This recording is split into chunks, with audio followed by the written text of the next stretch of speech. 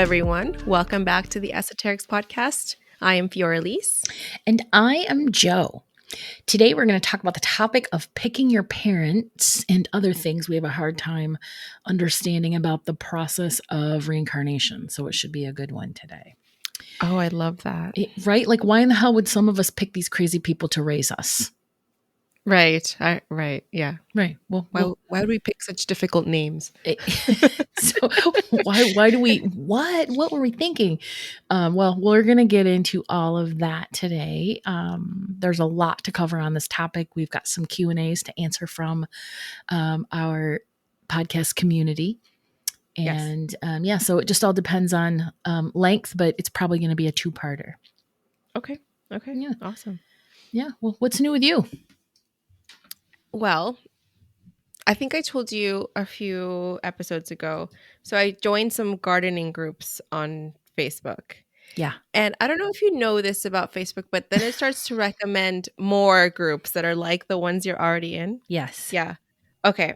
So I got onto, it's called Edible Info, Wild Edible Plants. Oh, cool. Yeah. But apparently I cannot escape the drama. The drama is in every freaking group. So this one that popped up on my feed this morning, and I think it's gone now. This lady posted a picture of violets. She was making like violet water, I think she thought.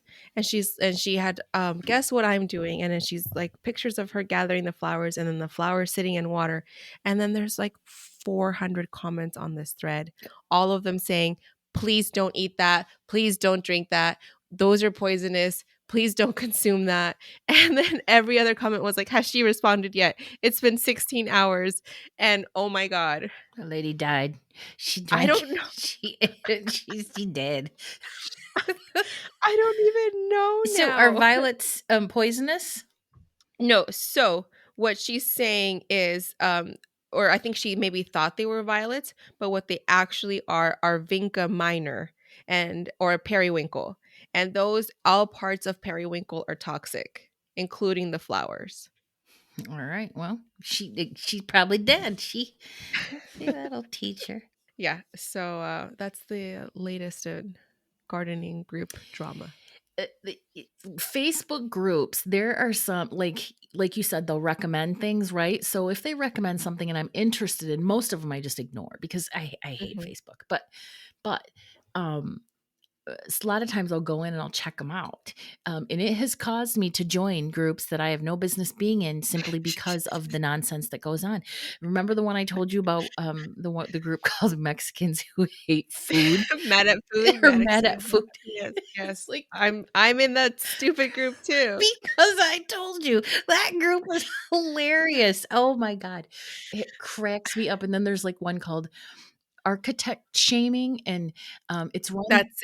That's it. I'm architecture shaming. Yes. Yes. I'm in that group too. Yes. Yeah. Right. And did you see how the moderator posted pictures of churches with gay flags on them just to piss people off and weed out the racists?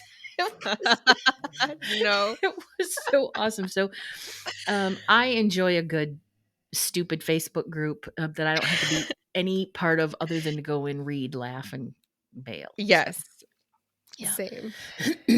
All right. Well, there you go. Facebook is a dumpster fire. It is, absolutely. So I think I'm going to start a new trend called TikTok Ruined by Day. You should start a group. Because I keep coming upon these videos, and the latest one, I had to do a reaction video to it. This guy takes his rental apartment kitchen and he just goes nuts with vinyl paper, with the drawer liner paper. Yeah, the shelving liner. He says he's trying to create warmth in his kitchen, and he adds, he sticks there's stickers, man. He puts stickers on his tile to make it like a checkered pattern. Tell me you don't mop your floors without telling me you don't mop your floors. Because it's a sticker, dude. And then he takes wood color shelving liner, and he puts it over his countertop. He covers his countertops with it. No, and I hate wood countertops unless it's an actual cutting board, Yeah, yeah, right? unless it's real. Yeah, and oh my god. All right. Ugh, Well, yeah. and of course, listen, y'all, she's mad because she's a kitchen designer and knows better. There's a Oh better my way. god. Just don't do it. I mean, really, if you have to, line the inside of the drawers with Mhm, it. Like, put it where it's supposed to go. mhm, Take here's an idea. Take the door off of the cabinet, off the wall cabinet. Line the entire inside of it with that wood paper, plastic paper stuff, and put some pretty dishes in it. mhm, Now you've got this like open look cabinet with that wood tone, but you're not ruining the surface, and you're not going to have to worry about putting hot food on top of this piece of plastic later on. mhm. See, all Super. great ideas. Ones I never would have thought about. Although I've never would have thought about lining my counters or doors with, contact paper. I don't even like to put contact paper in my drawers. I have, it's like this. It's not rubber, but it's like hard plastic, like lined. Um, Yes. I Hmm. have those in the bottom of all my drawers, Yeah. because these drawers are, of course, I live in an apartment or it's like a townhouse, so they're Hmm. all like subpar quality, just particle Hmm. board, but they've got that white paint over them, and that white paint chips, and it gets on Yes. all of my utensils, which just makes me so mad because I don't like gross stuff, and Yeah. Yeah. that's paint chips on my utensils that I have to scrub after every use. So I thought, put this down. It doesn't help at all, but Yeah. it's easy to pull it out and toss it and rinse it, and then put Yes. it back in the Yes. drawer. So Yeah, I have the bamboo organizers from Costco, and then they're adjustable, so you can adjust them to the width of your drawer. So nice, those work usually just as well. nice, nice. Um, I didn't use my Costco account, and so I asked them if they could refund it, and they did, and so then they gave me a credit too, and I bought an air fryer with it. So now I'm on the lookout for all sorts of air fryer recipes. Oh, yeah, the only one that I have, it's like my general go-to. Trader Joe's has a bag of roasted potatoes. It's like roasted potatoes with like bell peppers and onions, like, Oh, like what you would yeah, get at a yeah, diner, right? yeah. And so it's a really way to make a nice quick breakfast, because I'll make myself a quick omelet Yeah, and then just drop some of those potatoes in the air fryer like 5-6 minutes while I cook my omelet. And then seriously. by the time it's all done, and I have a really nice breakfast that way. The air fryer is a game changer. Everything that I've made in it has been absolutely amazing. I don't have time today because we have so much to cover, but definitely I'm going to be talking about my air fryer recipes, because the one that I made beef stew, by cooking everything individually and then putting it together in the gravy, and it was the best beef stew I've ever made. Even Oh, from your old grandma style boil from the beginning. Nope, this was on point. So I'll talk about it. But I want to talk about last weekend. I went to a really cool city in Central Oregon called Bend. uh-huh. And let me tell you, the high desert, that's what they call this. It's in the high desert. And I didn't know what to Oh, expect. uh-huh. It's not what I thought it would be, though. The high Oh, desert is gorgeous. oh, Gorgeous, stunning landscape. So it's it's the same sort of shrubbery as the desert, but it's a little more green. okay, okay. Um, the weather was so good. The food was great. We checked out a restaurant called Chow and loved their food so much that we went to their other restaurant, the Cottonwood Cafe, in a little neighboring town called Sisters. And Uh-huh. Sisters is like three mountains, and they call them the Sisters or whatever. Okay. But yeah, both places basically took, just your standard breakfast fare, and then they leveled it the fuck up. So it was bougie, but it was approachable bougie, and it was delicious. Mhm. Delicious. That's all you could ask for. Yeah. So super good. The drive there was pretty. The drive back was even prettier on a different route. So Uh-huh. I'm glad I explored it. But here's the thing though. I told my friend Laura, I said that Bend is the type of place that, unless I have a specific reason or event to go back for, that Yeah. I probably wouldn't go back to explore further. Okay. It's a Okay. touristy town. It's super bougie. It's like, But it's not one of those places where I would say, "Oh man, I'll be back," just based on things to do. Okay. Um, Mostly because I don't like to ski. It's a ski town, that sort of thing in Uh, the winter. yeah. But Yeah. in the summer, I would totally go back in the summer. I would go camping and tubing and biking and off roading and all that stuff because I love all that stuff. So I should amend that statement by I will go back in the summer to In the right time. in the right Yes. time, right, planning like a camp trip or something there. But it's a cool city. The people are friendly, and there's tons of restaurants and breweries and stuff like that. So yeah, Oh, that's cool. I'm glad your high desert is nice because our high desert in California is a fucking another dumpster is fire. it really? Is it hot?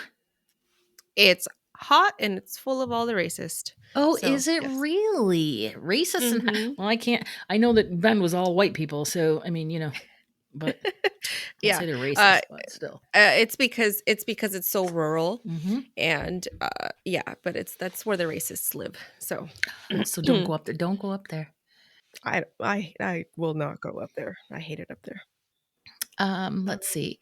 This weekend, what do you got going on? Do you have any events or anything?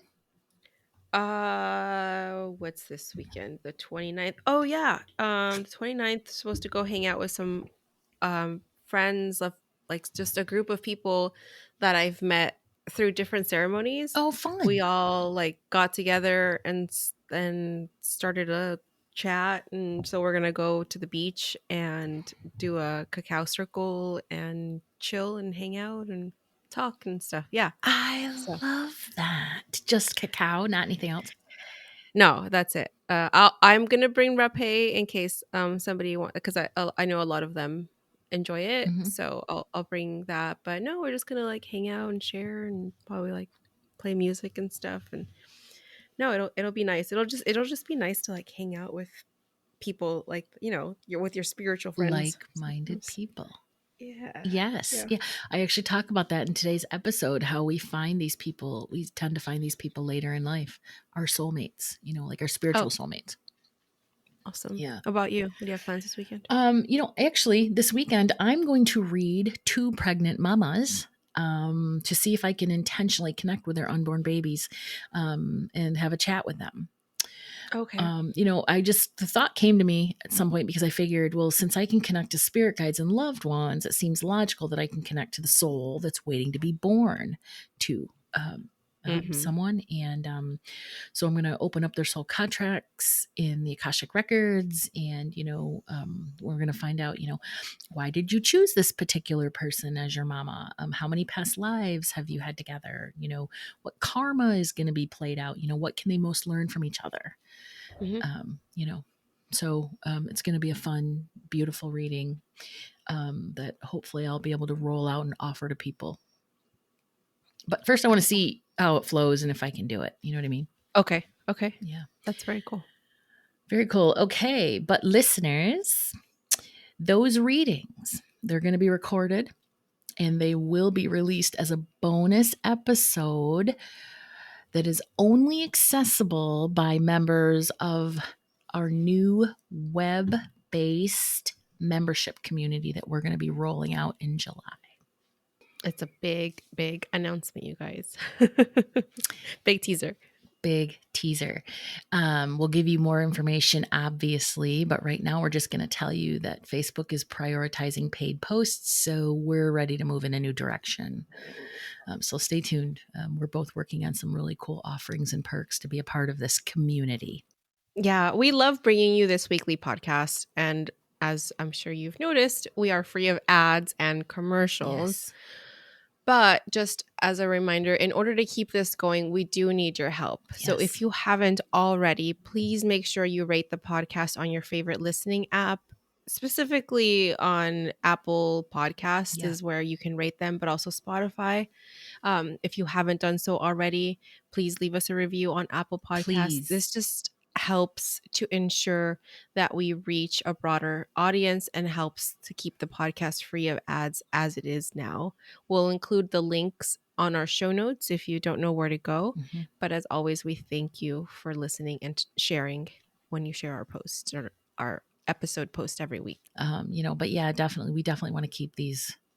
We don't want we don't want commercials No, I would because rather not. no, because we have to record them and then it's I hate commercials. So, we don't really want that, but we would like to have some sponsorship. So, this is a good way for us to sort of see if we can make that happen with Offset. yes, but with your help. So, teaser. So, ready to talk about picking out the details of our next life? Let's do it. Let's do it. Okay. So, how do you feel, Fiorelise, about the idea that you picked all of it? You picked your planet, your country, your name, your birthday, your avatar, the level of difficulty, all that shit. I mean, I feel like there are things that I should have picked different. Mm-hmm. but Right? but I don't have any like there's no fucking way. Like, Right. I don't have Oh my God, there are people like that. The goddamn Dolores Cannon group, they get so mad. And I'm like, why are you even here? Why are you here? Ooh, they get mad. All How right. about you? I mean, listen, because this is sort of like my specialty over the years, but I do reference this later on in the podcast. The first time some dumbass psychic told me that I chose, my experience, but it was experience of trigger warning, sexual abuse. I was like, like seriously, I looked at them like they were garbage, and I was like, we're done, So anyway, Mm-hmm. but I do get into in explaining all of that. Okay. But again, no, I'm happy with my life and my avatar overall. So, okay, so first I want to share one of the most powerful sessions that I've ever had in the Akashic Records. Okay, so my client was a young woman and she had an incredibly challenging relationship with her emotionally distant and very critical mother. Mm-hmm. She really wanted to understand the origin of this relationship and why the connection was so hard. So she booked a soul contract reading with me. So you went into her record and I asked to be shown the soul contract between the two. I was immediately taken to a life in Central Europe during like medieval times. She was a young Okay. woman. She worked for her parents at the family's inn that was located on a really well traveled road between London and Edinburgh. Okay. So I just want to make these notes real quick. Number one, I'm rarely given specific dates. I'm just Uh-huh. given a sense of the historical period. Okay. But I am often drawn to a phase. So this one was like 12 to 1400. Okay. All right. And the other thing is that sometimes I research the information that I get if it's specific enough, right? Mm-hmm. And this road seems to have been called the Great North Road. If you pull up a map on Google, you'll see it. The Mm-hmm. Great North Road, which was the main road between England and Scotland until like the 20th century. So I can validate that they lived on the Great North Road. Oh, wow. It's not rare that I do that sort of research, but sometimes I'm just called to. Anyway, Hmm. so this was a pub that was located on the Great North Road, and she was basically a slave, right? She did all the cleaning, the cooking, did the serving, and she just had a really miserable existence. She rarely experienced the smallest amount of joy or affection from her family. Her mother was verbally and physically abusive, and the villagers referred to the mom as being mean as a snake. And so, unless they had to, people generally avoided her because she would just verbally and physically attack them without Oh, provocation, oh my like a God. Oh dog or something. my. And so the husband was a super quiet man who went along with her for the sake of peace, right? Those submissive husbands that don't do Yeah. anything. Yeah. They never stood up to her. He never stood up to her, and he basically lived a miserable life himself. All right. So anyway, the mother would punch and beat the girl for any reasons. And one time, or the scene that they showed me was the mom pulling this poor girl by her hair down the street. This girl was just Oh. sobbing and crying and screaming. She lived a miserable life. All right. So when I asked why we were shown that horrible, awful life, her guide replied that her mother in that life was the same mother in her current life, the same soul. The mother was Okay. meant to learn love and compassion in this lifetime, but since she had not met the terms of the soul contract up to that point, she would more than likely continue to learn these same lessons until she gets it right. So the mom didn't learn Oh. it. All right. Right. And so the girl was like, I don't want to have her again. Right. So I asked Spirit, I said, well, how many times had she incarnated with the same soul? And I heard 7. So Oh then I shit. asked them, well, what can she do to get off this crazy fucking ride? Mhm. And Spirit said, quote, heal from the effects of this difficult relationship and forgive, unquote. So basically they said that um, by healing from this relationship and then forgiving, right? Not Uh-huh. forgiving the actions, but forgiving, you know how forgiveness works.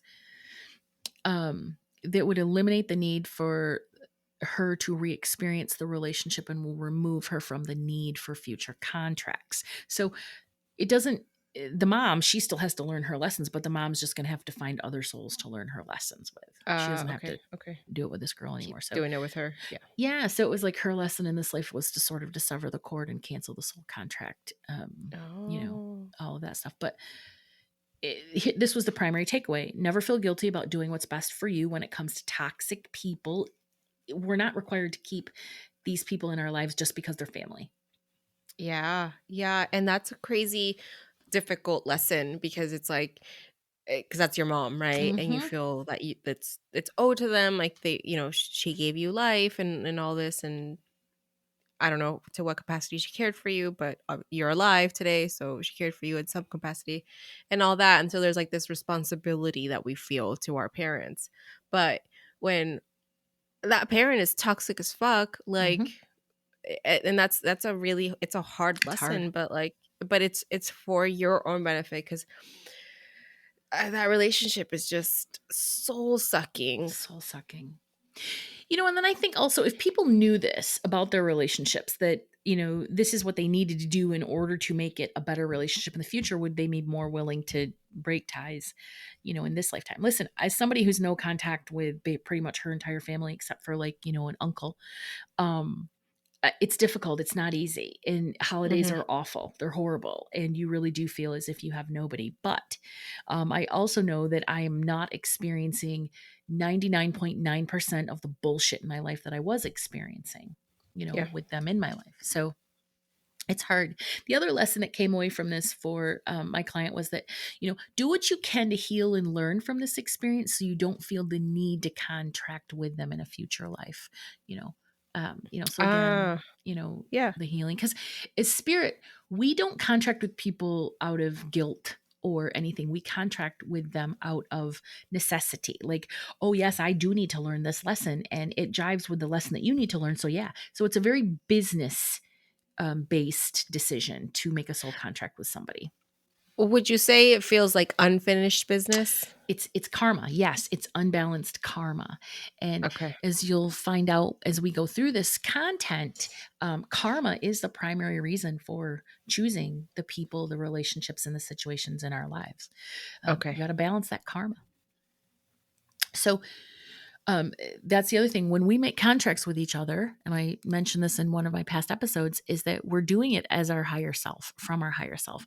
And the challenge with that is our higher self has very simple goals, just to clear karmic debt, to learn to grow, and to collect all of it as an experience that will contribute to source energy.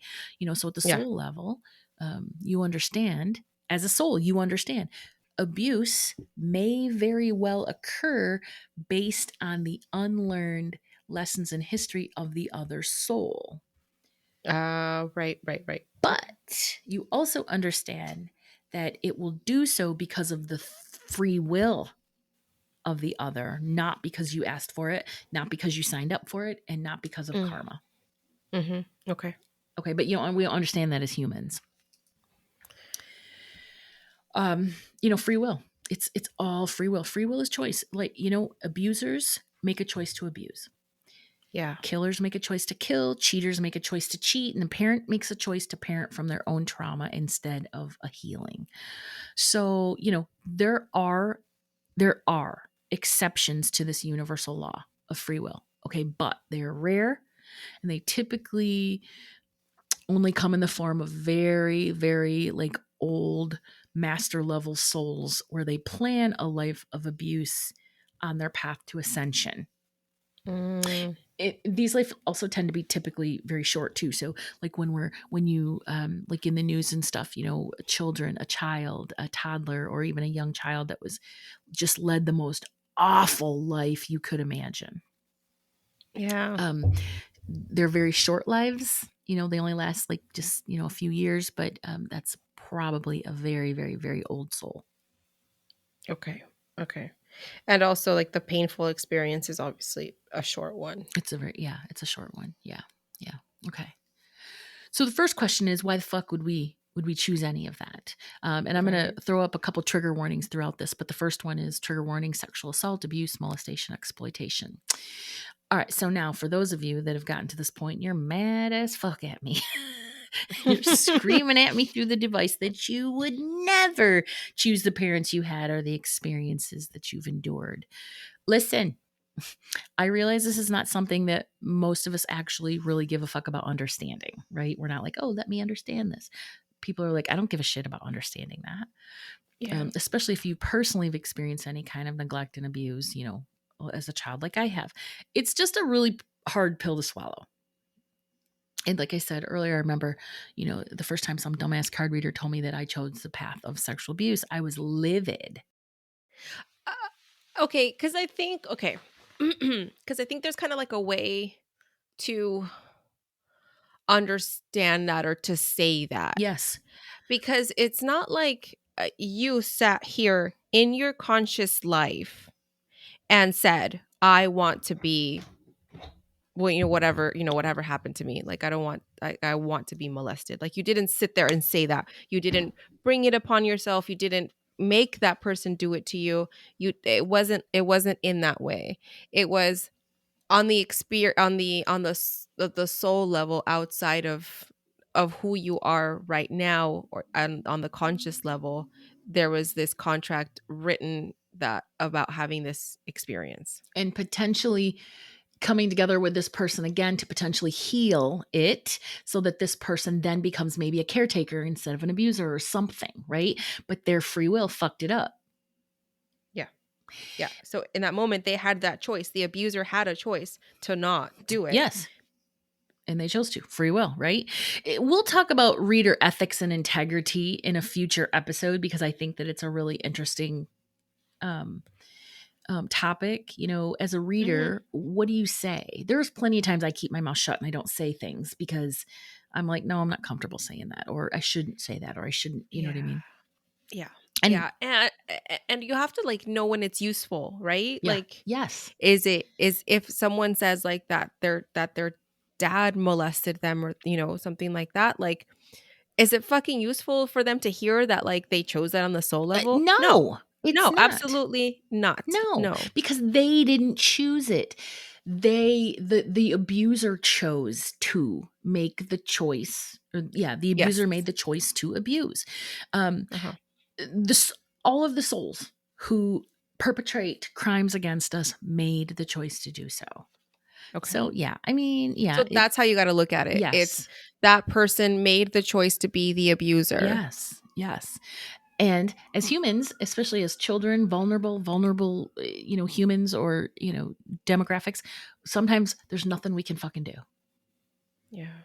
So I believe that, you know, the perpetrators chose to be the worst of the fucking worst in humanity. And, you know, like I said, during the negotiation of that soul contract, the potential is always there, but in no way does that clear the aggressor of their No. responsibility. No. You know, they chose to victimize. That's their karmic debt, their karmic lessons, you know. And the longer, this is sort of justice in a small way, the longer that these souls fail to heal from these predilections, the more challenging their future incarnations are going to become. Okay. So it's like, well, right? That's the original fuck around and find out. Yeah. Yeah. Now, listeners, lovely, lovely listeners, again, if the concepts that we're talking about, you know, they don't jive with your vibe, it doesn't have to. It doesn't have to. You can just let it go. Keep listening. for more cool reincarnation examples I'm going to share throughout the episode. But, if something doesn't jive with you, let it go. It doesn't have to. Yeah. All right, free will. It also gives us the ability to make really enjoyable choices in our lives. All right, so when we choose our next incarnation, these are the things that we get to choose: our parents, our siblings, our friends, our partners, our children, our appearance. We get to choose our birthday. We choose our own numerology, astrology, and human design. And we even get to choose the day that we die. Huh.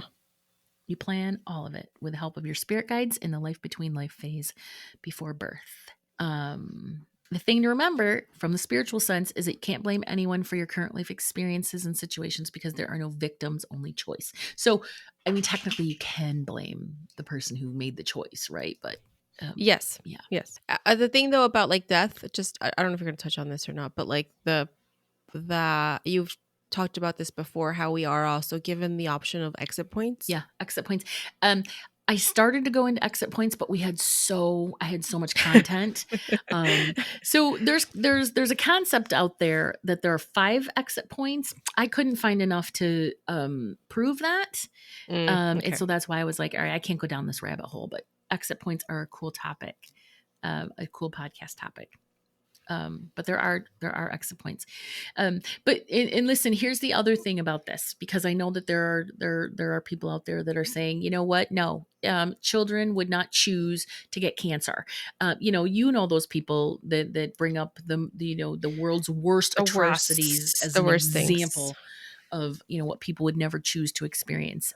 Right. I don't get to cherry pick those answers just because I don't like them. Yeah. Okay, let's start with our date and time of birth, our numerology and our astrology. We're going to start by determining the most important goals of our new incarnation. All right, so we're going to pick a new person to go into Earth as. So first off, you're going to figure out, well, what do you want to achieve? What karma are you trying to balance? What lessons are you trying to learn? And what relationships need to be worked through? Or what contracts need to be broken? Our soul blueprint is created based on those answers.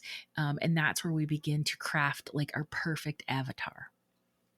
So the year, the month, the day, the minute, and the location that you're born, these numbers are sort of programmed by the position of the stars and the planets in the sky. Numerology and astrology impacts your personality, your physicality, your emotions, how you process them, your outward facing persona, as well as your inward goals, wounds, achievements, all of it. That's all determined by your numerology and astrology.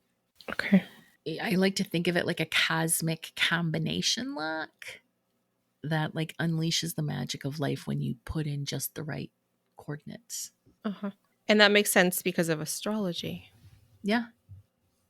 It really does. It all makes sense. And I'm starting to see, maybe because this is my area of interest, but I'm starting to see a lot more intuitives out there using the combination of astrology, numerology, and human design. Yeah. Yeah. That's kind of what proves this is the fact that when you pull your astrology, which is based off of your birth location and time, and then it creates this whole profile off like who you are and all this and your traits and whatever your challenges. And I'll be damned if someone reads an entire chart and says none of this is true. Yep.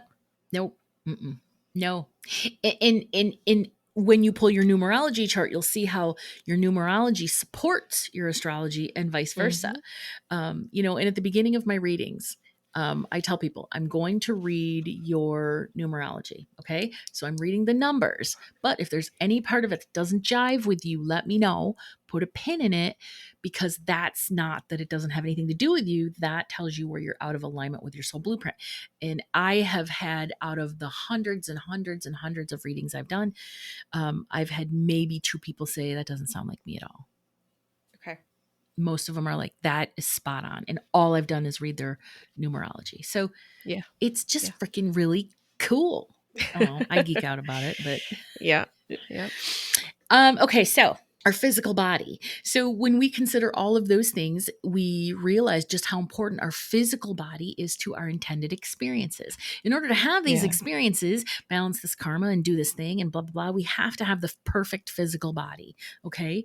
When we choose the physical body we will live our human life in, we choose our gender, race, height, weight, coloring, physique, hair, eyes, all of it.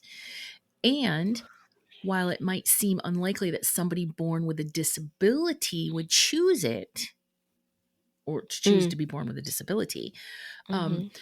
keep in mind that our physical bodies are the vehicle through which our soul travels, our very specific and unique human experience written in our soul blueprint. So if you're meant to have, if you have to balance karmic debt of like dependence, of course you're going to have a physical body that's going to create the experience of needing to depend on others in this life.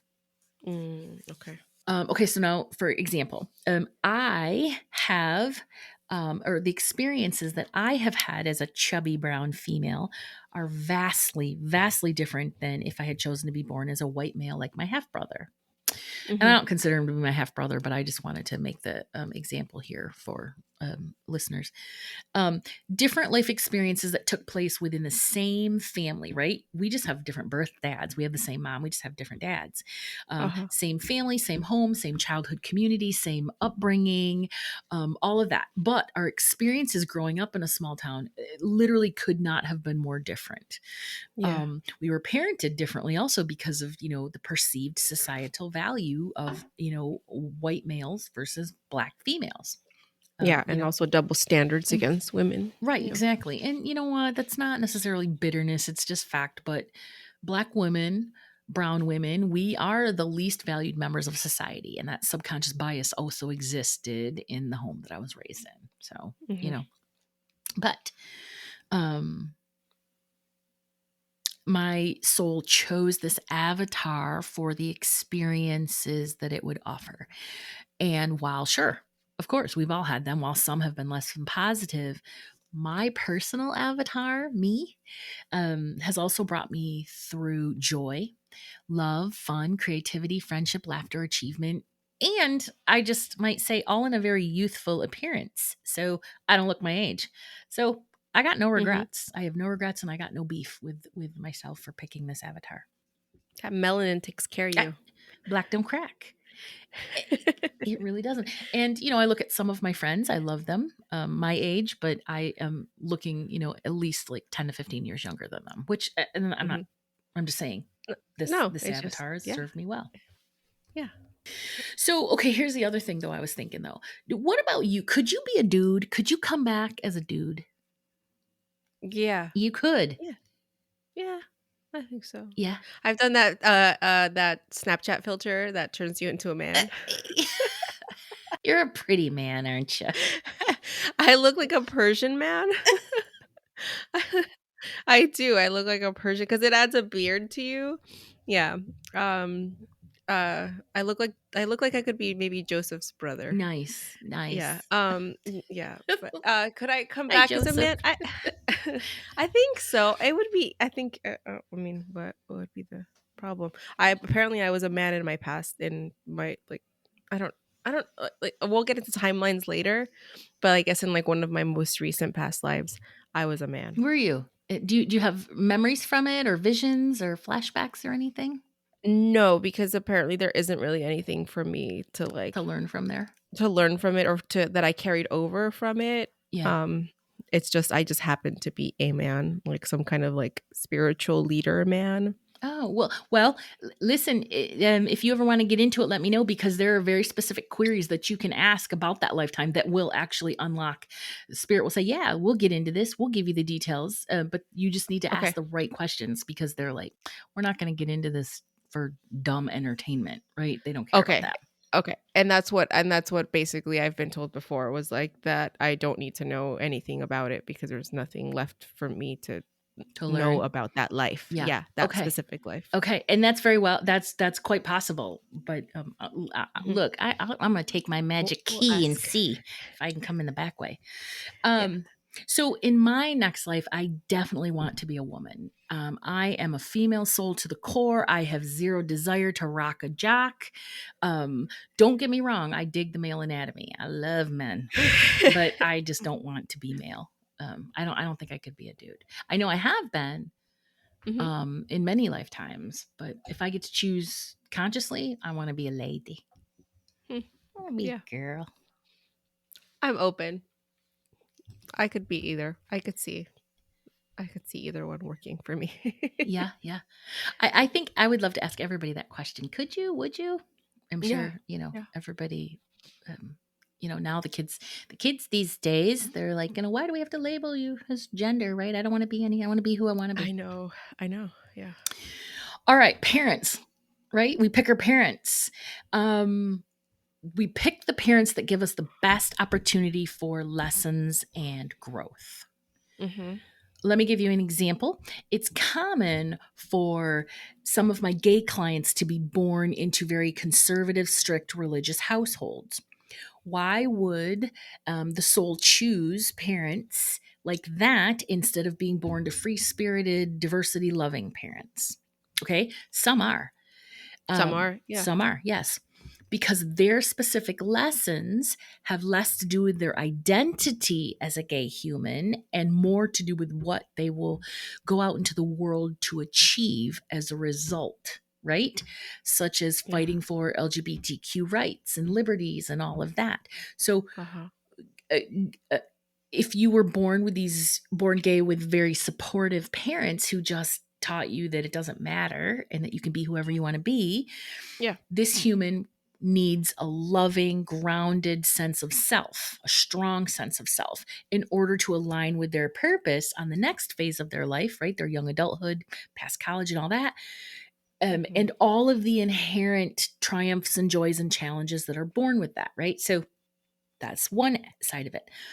But the other side of it is if their lesson is to learn to cultivate self love, self worth, learn to stand in their power as a positive self identity, then it makes sense from a soul perspective that they would be born to parents that did not support those things. Strict religious, conservative, parents. Hmm. Their soul's challenge would be to stand in their truest version of their self while creating a strong personal identity of authenticity, sort of despite the lack of parental support. Um, Okay. these souls often tend to go out and find their version of family. Yeah. Yeah. I've seen that. Hmm. I've seen that. Yeah. Where they kind of basically detach themselves Hmm. from like blood relatives Yep. and they just find the family Yes, the that, family. that they need. They find their Hmm. people. So that's just a good example of why we pick the parents that give us the best opportunity for growth. So you can sort of take that and sort of align it with your experiences, your lessons, what you need to learn, and why you um, have the parents that you chose. The parents that I have very much aligned with my path and my purpose of individuation, identity, or self identity, and then independence. So Okay. it's the same with siblings too. Siblings, if one of the this is interesting, if one of the primary karmic lessons in your life is to learn to get along with others, it makes sense that you would be born into a competitive or sometimes contentious sibling situation. Okay. Hmm. Some siblings are each other's best friends. I've seen it. While others are like oil and water. So, yes, it does have a lot to do with parenting style, but if you have a sibling that you struggle with, but you were both raised by emotionally healthy parents, they offered both of you the same amount of love, there was no obvious favoritism or bias, and there was equal acceptance and understanding, or equal, bullshit and abuse, I guess, um, that challenging sibling relationship is more than likely based in past life. Uh-huh. I see that. I can see that Mhm. because it's like it's residual. It's residual. Yes, for sure. You know, and it's rare when people bring their sibling relationships into a reading. So I don't get as many examples of that. But Mhm. there are people that are like, my siblings are crazy and they're making me, my life miserable, and why. And it's typically, it boils down to perception, past life, jealousy, that sort of thing, competition. I, I wonder how that works for my mom because she has 10 Oh siblings. my God. Oh my God, are we going to talk about your mom and hers? And her siblings. I love how they get mad at each other and then they're like, "You're dead to me." And then they don't, and yeah, they don't talk for like 20 years. They're crazy. They're so weird. They're so weird. I don't But I know. guess that's what happens when you have 10 other ones to pick I from, right? mean, Or that's like, true. That's true. I don't need to talk to you, or you, because I got yeah, those. I got the other ones over there. That So cracks many me up. choices. Well, she's got choices, right? Okay, friends. Friends are another story, right? We pick our friends. Those we choose, like you said, we call them family. Our friend groups give us a lot of insight into the lessons that we're meant to learn. So my oldest friendships are childhood based, like ones that are like 30, 40 years old, right? And Mhm. I love them dearly. But as I go through life and I meet other people, especially moving here on the West Coast, I see that new friends offer me a whole different level of self understanding. I see myself differently. I have different expectations. I have to be different or better, you know, which just helps me grow and heal my shit. Souls from the same soul group or soul family, like to reincarnate together to sort of help each other. We have similarly aligned karmic debt and lessons, all that stuff. Um, but those friends that we meet later in life, I believe that they tend to be more of our soulmates. Yeah, I see that because you've learned your lessons. Or you're meeting people where you have to learn your lessons deeper, bigger, Yeah, put them into yes, yes. practice. Yes. Yes, yes. Uh-huh. So, in a past episode, I talked about how relationships are mirrors and many of them are past life based. And so, as souls, we choose the friends, that are going to provide us with the experiences that we most need. And we always think in terms of challenges, right? But also, we need love and support and Yeah, yeah. conflict and Yep. lessons, triggers, understanding, compassion, empathy, forgiveness. We need all those things too. Yeah. Yeah, I've seen that a lot. You see, like, when you're a teenager and you're going through some hard stuff, like, maybe like life at home is really hard. And then you meet this one friend who, like, you can be yourself around and it teaches you the meaning of uh, unconditional love, unconditional friendship, and all that. Yeah. I Right. can see that. And friendships are hard. Friendships are not easy at all. Like, I mean, those that you can, gain some, I think those that you feel comfortable in, I think that that's really important. Okay, guys. Well, that's where we're going to stop for today for part one. In part two, we're going to talk about children, which is probably one of my favorite topics when we get into the Akashic records. We're also going to talk about how we choose our lives, we choose our deaths. We're going to also answer some questions from the esoterics community, and I'm going to give you some reading recommendations. So there's a lot to cover. We're going to do this in a two-parter. Thank you, guys. If you enjoyed today's episode, please share on your stories, subscribe, and leave us a review. This helps our podcast grow and helps us continue bringing you these weekly episodes. Thank you for hanging out with us today. Stay mystical, magical, and don't let anyone tell you what to do. Not even your past life. See you soon. Bye.